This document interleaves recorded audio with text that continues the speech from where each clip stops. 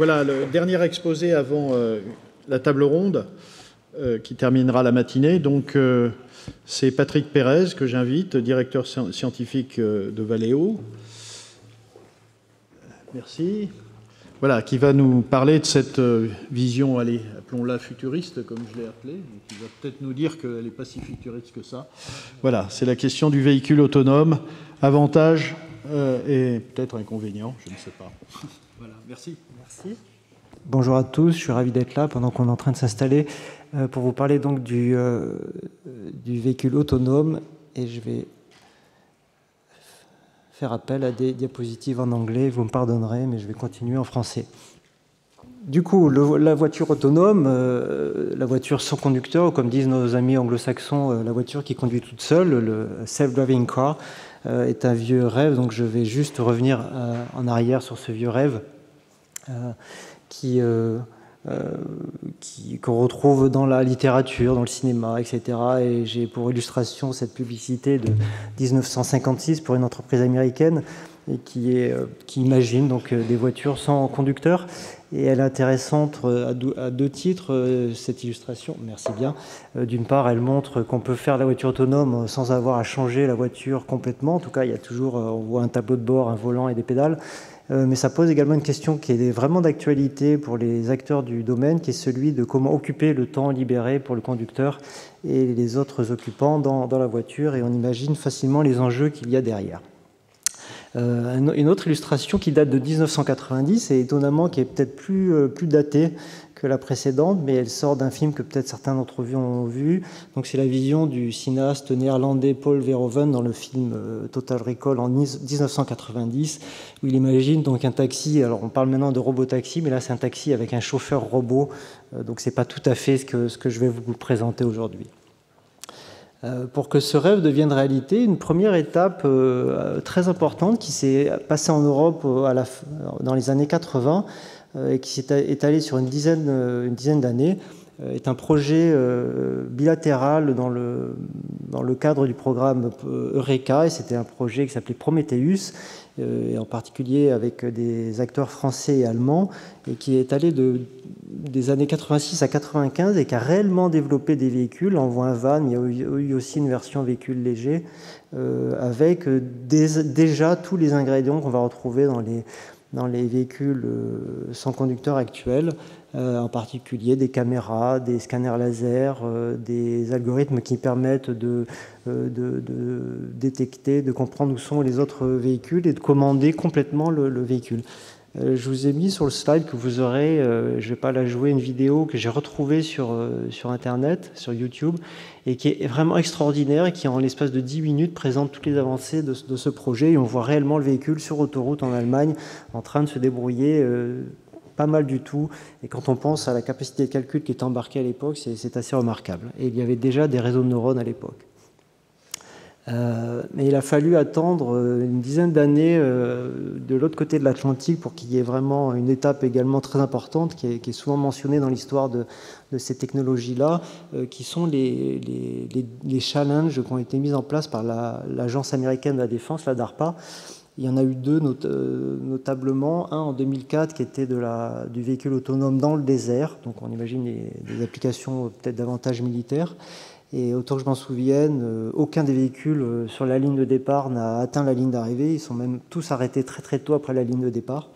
Et 3 ans plus tard, il y a eu une autre version du challenge qui était en milieu urbain, dans une réplique de ville.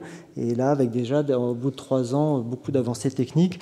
Et beaucoup des acteurs qui ont participé à ce challenge ont d'ailleurs essaimé aux États-Unis à travers des labos académiques et des startups. On va arriver dans l'époque moderne, on va dire. En 2009, avec ce petit véhicule aux courbes rigolotes qu'on a commencé à voir sur certaines routes de la Silicon Valley, c'était la Google Car en 2009, avec une partie de ces capteurs sur le toit. Et c'était disons, on est rentré dans la phase vraiment récente, Et une dizaine d'années plus tard, ben voilà la situation, en tout cas en termes de véhicules légers. La Google Car a donné ce que vous voyez à gauche, qui est Waymo, qui est donc une filiale du groupe Alphabet, la maison mère de Google. Et il y a d'autres acteurs. La concurrence est assez féroce. Donc aux États-Unis, je donne l'exemple de Cruise ici, et évidemment la Chine qui n'est pas en reste. Et vous voyez un autre robotaxi à droite qui est celui d'Alibaba en Chine. Donc ces services de robotaxi sont limités. Ce sont essentiellement des expérimentations. Celui de Waymo, par exemple, tourne essentiellement à Phoenix, même si les autorisations ont été données dans d'autres villes aux États-Unis et de même en Chine.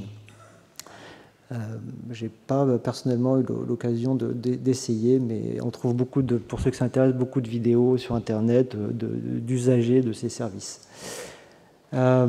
Mais ça, c'est peut-être la partie la plus spectaculaire, la plus visible pour les particuliers, en tout cas, et les médias. Et à vrai dire, le véhicule terrestre autonome, c'est bien d'autres choses, en fait. C'est d'autres véhicules, et d'autres usages, donc, à commencer par des véhicules plus petits pour la livraison des biens.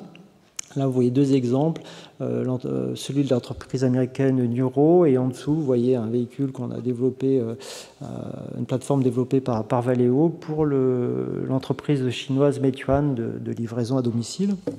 Donc c'est aussi ce qu'on appelle la livraison ou l'autonomie du dernier kilomètre.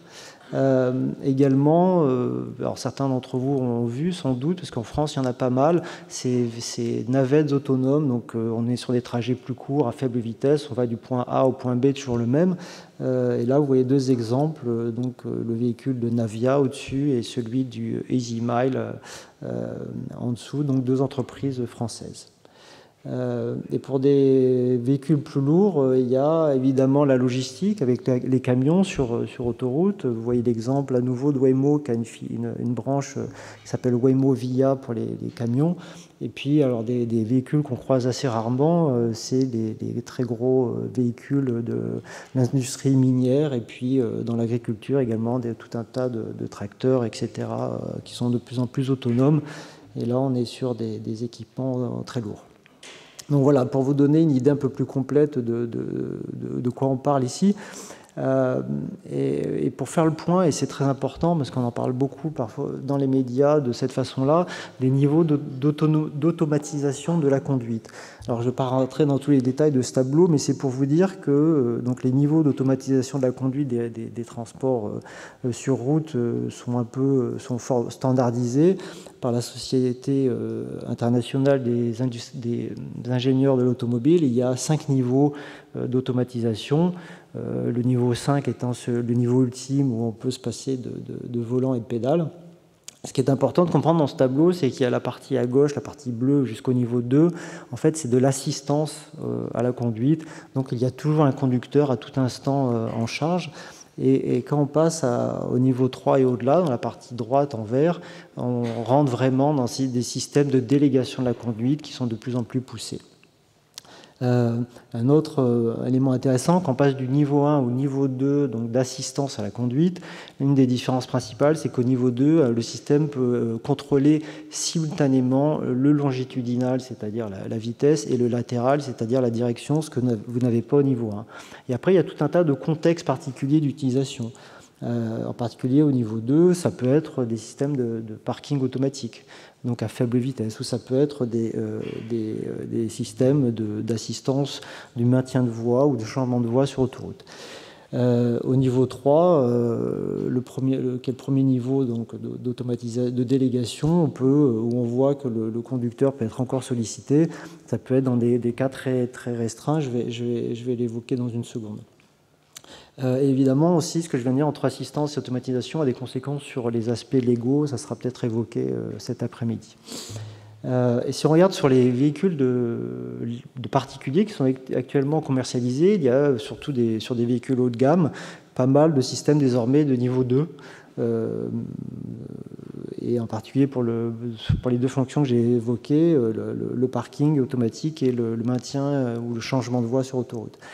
Quand on passe de l'autre côté, donc en termes de systèmes réels commercialisés, alors là, il y a très peu de choses à l'heure actuelle. En fait, il y a essentiellement 2 modèles qui ont été autorisés, un en Allemagne, Mercedes Classe S, et un au Japon, la Honda Legend, à être niveau 3 et dans des circonstances très particulières. C'est pour de l'aide à la conduite sur autoroute à moins de 60 km/h, donc en congestion. L'élément important, c'est que dans ces systèmes-là, l'utilisateur, le conducteur peut vraiment faire autre chose, lire ses mails ou faire autre chose. Et en cas de problème, il a 10 secondes pour reprendre la main. Donc, vous voyez, c'est là où on en est dans des véhicules commercialisés ou qui s'apprêtent à l'être. Les robotaxis, donc, que j'ai montré précédemment, qui ne sont pas des véhicules évidemment commercialisés pour les particuliers, sont de niveau 4 et on voit ici cette fonction-là, donc de taxi autonome dans des zones bien déterminées. Alors pourquoi l'industrie, pourquoi le monde académique, scientifique dépense autant d'énergie et autant d'argent, des milliards d'investissements sur ce sujet-là, donc de l'assistance avancée, l'acronyme anglais c'est ADAS, ou donc jusqu'à l'autonomie ou l'automatisation complète. La première raison évidente, c'est pour rendre les transports terrestres et des personnes et des biens le plus sûr possible, sachant qu'il y a plus d'1 million de morts par an sur les routes dans le monde, donc sans parler des blessés, donc ce qui est exorbitant, et 90% de ces accidents sont liés à des défaillances humaines, et une grande partie de celles-ci liées à l'endormissement, la distraction et l'ébriété, toutes choses pour lesquelles le système automatique est clairement immune. Mais ce n'est pas la seule raison, et ça va connecter avec d'autres choses qui ont été évoquées ce matin. D'une manière plus générale, l'automatisation de la conduite va rendre les transports plus confortables, en particulier pour les conducteurs évidemment, plus inclusif également, puisque ça va permettre à des gens qui ne sont pas en capacité de conduire ou bien qui sont éloignés des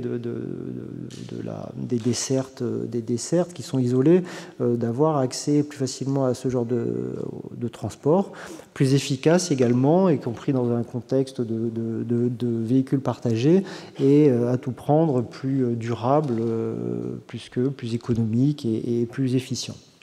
Donc il y a beaucoup d'enjeux derrière, et on imagine évidemment que ces technologies-là ont le potentiel, et ça a déjà commencé de changer fondamentalement les mobilités terrestres. Mais pourquoi ne voit-on pas des robotaxis partout dans Paris, alors que certains les ont annoncés il y a 2 ans? En fait, il y a pas mal de défis autour de l'assistance avancée et de l'automatisation de la conduite, que je vais lister rapidement. Les systèmes dont on parle, premièrement, doivent être, d'un point de vue technique, doivent être embarqués évidemment et fonctionner en temps réel, donc sur des calculateurs et avec disons, plus réduits que ce que vous auriez dans un data center. Ils sont évidemment critiques en termes de sécurité, et ils doivent fonctionner dans un monde ouvert, imprévisible, et en plus sur des durées assez longues. Alors c'est pas l'aviation certes, mais comme ça a déjà été évoqué, une voiture, une fois qu'elle est vendue, elle est sur la route pour 10-15 ans.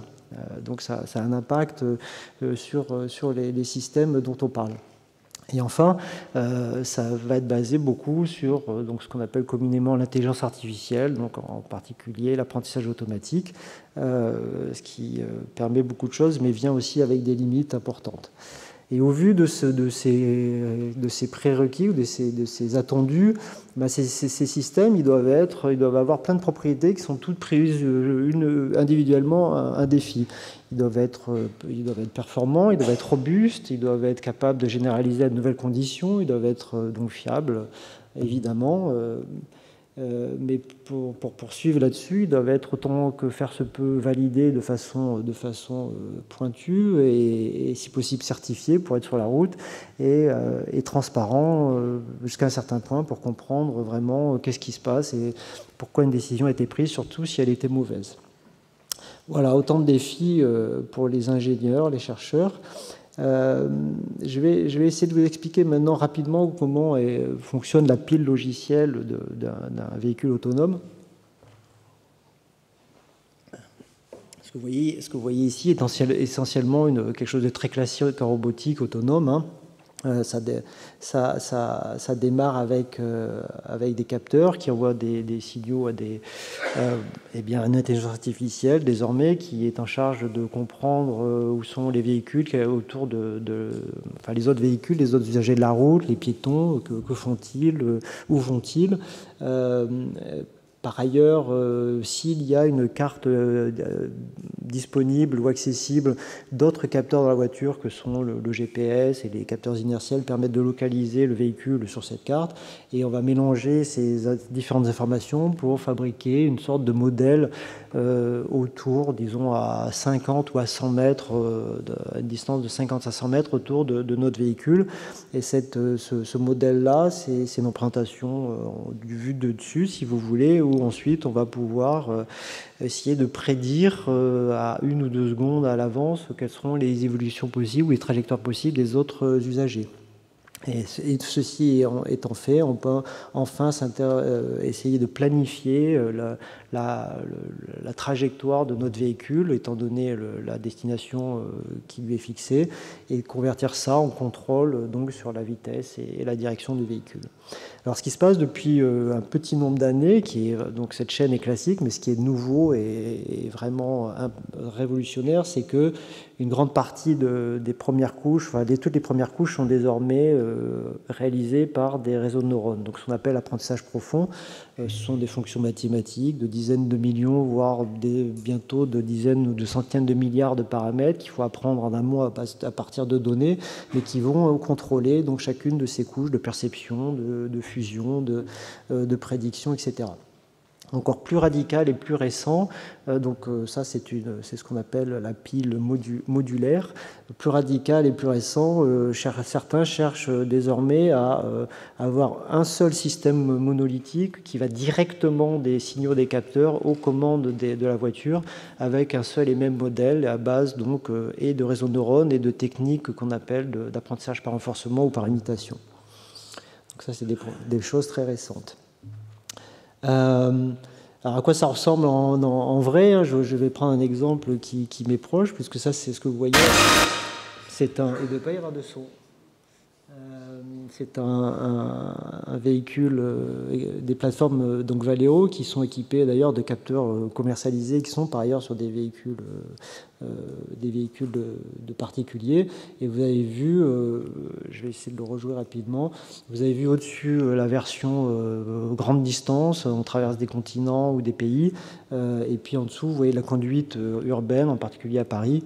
Et vous voyez l'intérieur du cockpit, et puis aussi les visions techniques à différents endroits où en fait vous voyez des points laser, du positionnement, des objets détectés, etc. en 3D, et puis des changements d'illumination qui doivent être pris en compte.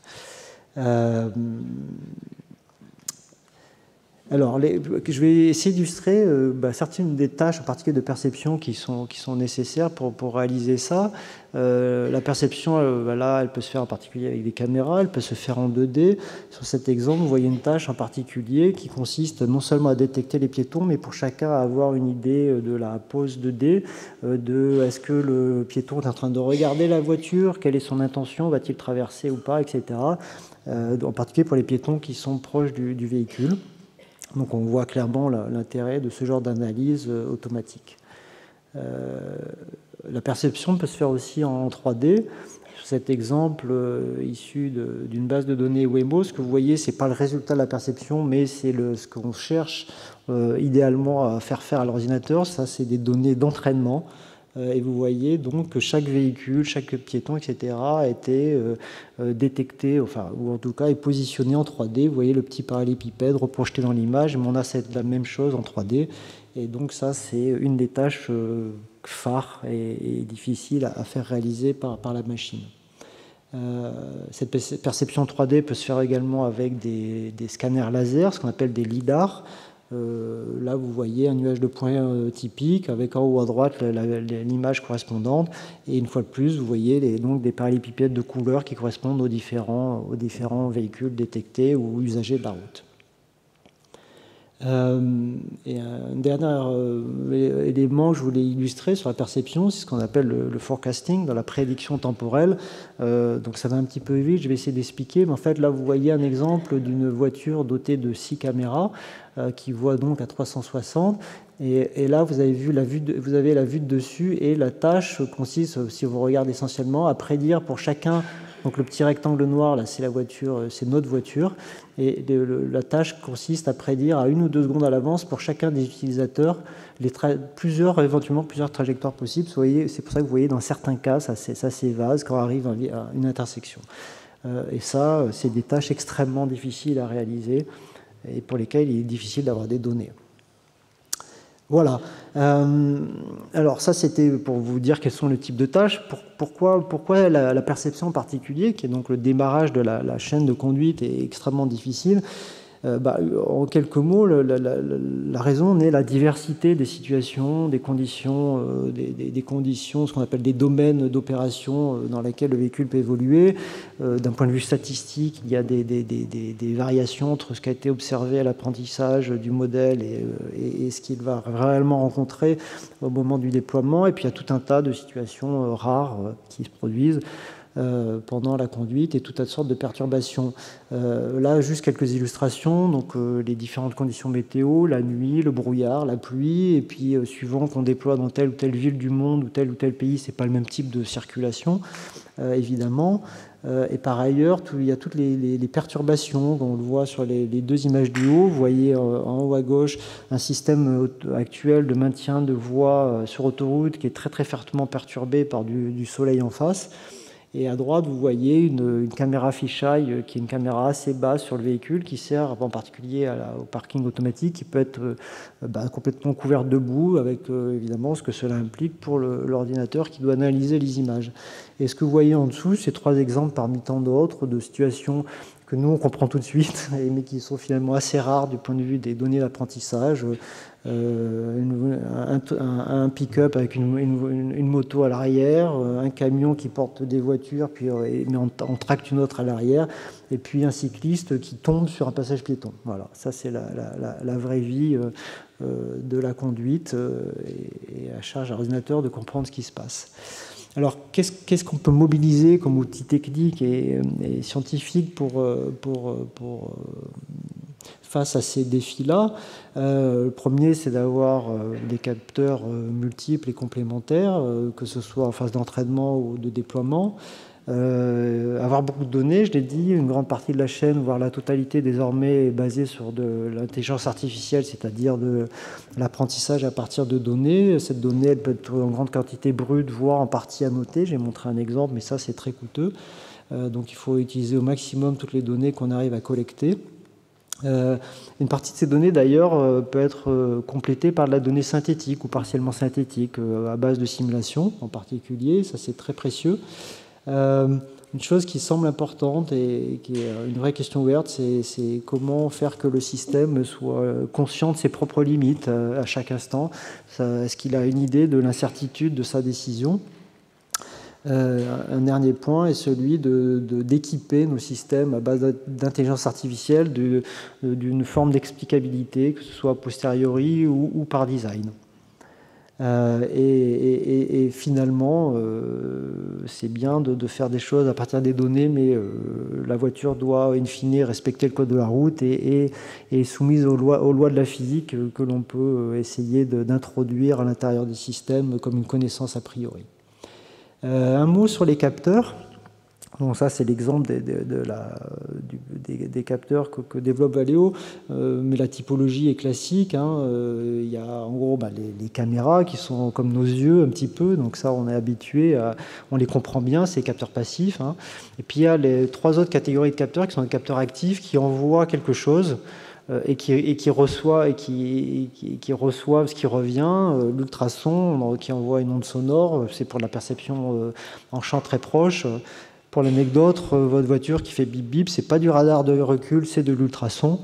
Mais par ailleurs, il y a aussi des radars, donc ça c'est des ondes radio qui sont envoyées et qui permettent de mesurer entre autres la vitesse relative des véhicules, et puis le lidar que j'ai déjà évoqué, donc le scanner laser qui envoie en fait de la lumière infrarouge laser et qui enregistre le retour.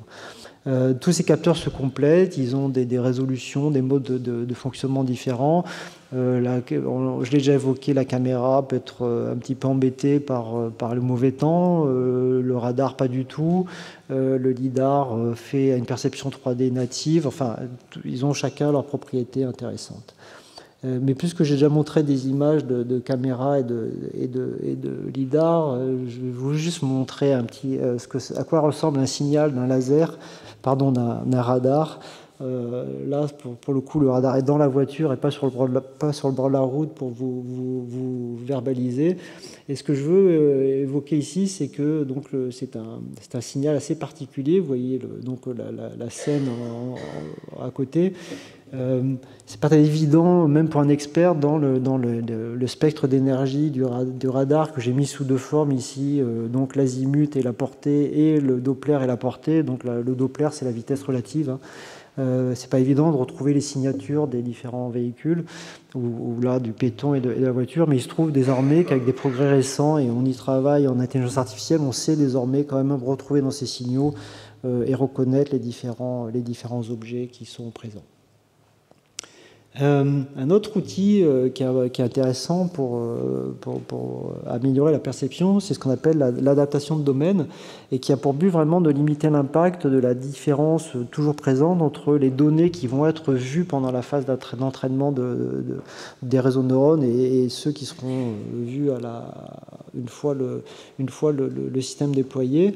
Et dans ces techniques-là, l'idée, c'est d'avoir des données qui sont issues de ce qu'on appelle un domaine source.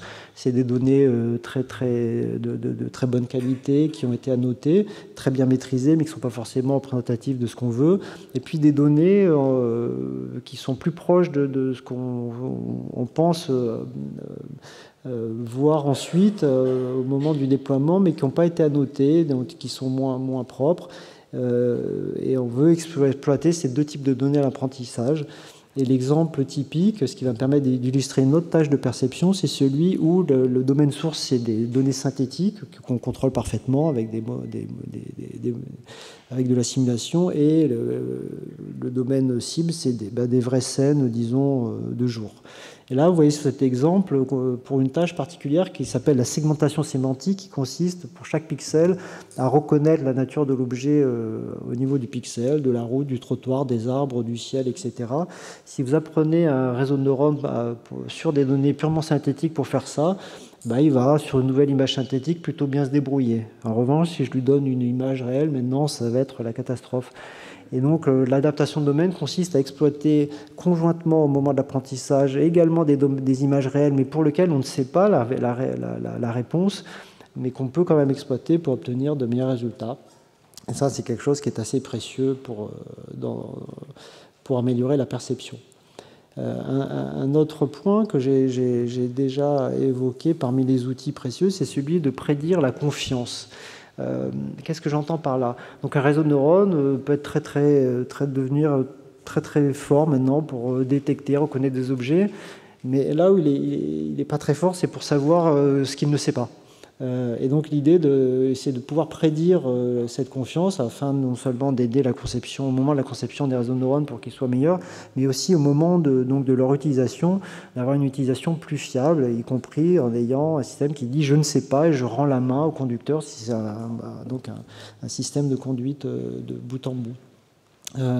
Et donc, comme je disais, le problème, c'est que les réseaux de neurones savent rarement ce qu'ils ne savent pas et qu'ils peuvent faire des erreurs qui nous semblent parfaitement absurdes sans raison apparente. Et l'exemple un petit peu emblématique, c'est celui qui consiste à prendre un système de reconnaissance d'objets ici et de modifier de façon très subtile l'image, mais de façon tout à fait calculée, mais imperceptible à l'œil humain, et le même système va de façon très confiante reconnaître un autre objet, alors que l'image pour nous n'a pas changé.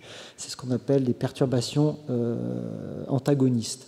Donc c'est un exemple parmi d'autres. Et une façon assez récente et qui est une voie de recherche intéressante pour aborder le problème, c'est d'entraîner un autre modèle, un autre réseau de neurones qui va superviser le réseau principal, si vous voulez, pour en particulier lui aider à prédire sa confiance. Donc, dans le cas de la tâche que j'ai présentée précédemment de segmentation sémantique, vous auriez votre modèle principal qui prédit en chaque pixel une classe, une catégorie, et vous auriez un autre modèle qui est entraîné par-dessus et qui, en chaque pixel, va dire quel est le degré d'incertitude. Donc ça, c'est des choses sur lesquelles la communauté travaille. Ou bien directement, si c'est par exemple un modèle de bout en bout de conduite qui va prédire qu'il y a vraisemblablement là une erreur du système et donc déclencher peut-être des alarmes, etc. Pour finir, je voulais illustrer aussi une autre question qui est celle de l'explicabilité.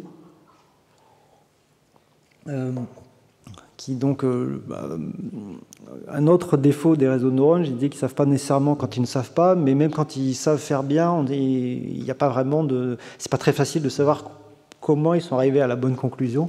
Donc cette idée de l'interprétabilité ou de l'intelligibilité est une des façons intéressantes d'aborder le problème, est celle des explications contrefactuelles, c'est-à-dire qui consiste à dire qu'est-ce qui se passe si je modifie l'entrée de cette façon-là. Et là, illustré sur le sujet de la conduite, imaginez que vous avez un modèle de conduite qui prend une image ou des images en entrée et décide dans ce cas-là de s'arrêter. Et nous, on comprend pourquoi. On aimerait être sûr que le réseau ou le modèle a pris la décision de s'arrêter pour des bonnes raisons. Et les explications contrefactuelles consistent à essayer de modifier le contenu visuel. Et là, vous le voyez modifié de façon, disons, d'une façon significative, en tout cas qui a du sens, de façon à faire changer la décision du modèle. On voudrait modifier l'image pour que le modèle de conduite décide de ne pas s'arrêter et voir qu'est-ce qui a été modifié. Et là, on constate que ce qui a été modifié dans l'image, c'est que les feux stop de la voiture se sont plus ou moins éteints, les feux rouges tricolores sont passés au vert, ce qui semble effectivement, ça a du sens, ce qui semble avoir du sens et nous conforte dans l'idée que ce modèle-là prend ses décisions sur des bonnes raisons. Et il se trouve qu'on sait maintenant, on a des outils mathématiques pour fabriquer ces variations d'une scène visuelle qui disons, restent des images plausibles. Il faut bien comprendre cette image-là, c'est une image qui a été générée par une intelligence artificielle pour modifier cette image qui est une image réelle. Voilà. Et je vais vous montrer juste des exemples, et je finirai là-dessus, de deux types d'explications contrefactuelles. La première, donc, comme celle qu'on vient de présenter juste avant, c'est des modifications qui ne vont pas changer la structure de la scène, mais simplement sa texture. Et en particulier, on peut lui dire, on veut que le système de conduite qui avait décidé de s'arrêter finalement ne s'arrête pas, et on va en plus lui dire, modifie-moi uniquement, et dans ce cas-là, les feux tricolores, et on voit qu'il fait bien le job. Là, on va lui dire, modifie-moi uniquement l'apparence de la voiture, et là, il va effectivement enlever les feux stop. Et là, on va lui dire, modifie-moi la route, et il va se passer un truc plus étrange, il va créer des marquages au sol qui, a priori, sont sans lien avec le fait de s'arrêter ou pas. Donc là, on peut penser qu'il y a peut-être une corrélation moins heureuse dans les données et que c'est important de s'y pencher. Et l'autre version sur laquelle nous travaillons dans mon équipe et qui est toute récente, c'est de faire des modifications de la scène, mais qui modifient la structure, c'est-à-dire on peut déplacer ou modifier les objets. Et donc là, vous voyez, par exemple, que cette scène réelle, pour que le système décide de s'arrêter, mais en fait, il a fait apparaître une voiture au premier plan. Là, c'est l'inverse. Il a éloigné cette voiture-là. Et là, il a enlevé cette voiture-là et le système, maintenant, se sent autorisé à tourner à gauche. Une fois de plus, à quoi ça sert, ça ? Ça sert à essayer de comprendre quels sont les mécanismes internes du réseau de neurones pour prendre telle ou telle décision, pour se convaincre qu'elles sont bonnes, et si elles ne sont pas bonnes, de revenir dans la phase de conception. Voilà. Je vais m'arrêter là avec quelques éléments de conclusion. J'espère avoir réussi à vous convaincre que l'assistance avancée et l'automatisation de la conduite sont déjà une réalité, grâce en particulier au progrès de l'intelligence artificielle et des capteurs et je l'ai peu mentionné, mais de la puissance de calcul embarquée, que c'est en train de radicalement changer l'industrie automobile, évidemment en lien avec l'électrification, que ça ne concerne pas que les voitures des particuliers, loin de là, mais que c'est sans doute sensiblement plus dur que ce qu'on avait imaginé. Et les défis qu'il y a devant nous, beaucoup autour de la donnée, la quantité de données, la qualité de données pour l'entraînement des modèles, mais aussi la validation. Comment améliorer sensiblement la fiabilité de ces systèmes en allant jusqu'à leur certification. Et la dernière question, c'est une fois que ces modèles à base d'intelligence artificielle sont dans vos voitures ou dans nos camions, comment on fait pour continuer à les monitorer et à mettre à jour pour les améliorer avec tout un tas de problèmes techniques à la clé. Je vous remercie. Merci.